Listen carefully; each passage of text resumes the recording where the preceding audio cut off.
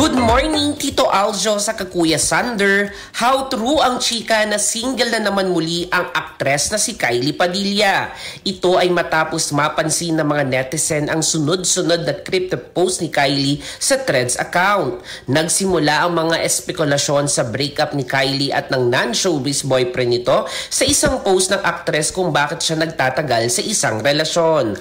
Agaw pansin din ang reply ni Kylie na exactly the goal sa challenge sa kanya ng isang netizen na kung talagang wala ng jowa ang aktres ay subukan niyang manatiling single sa isang taon. May mga post din si Kylie patungkol sa pagiging single. January noong nakaraang taon nang aminin ni Kylie na ang nag-viral na mystery guy na nakakasama niya ay ang taong nagpapasaya sa kanyang buhay at puso.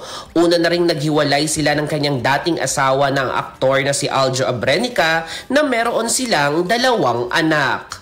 At yan ang entertainment news na nag-iisang Diyosa sa balat ng radyo. Ako si Josayan Tatak Armen.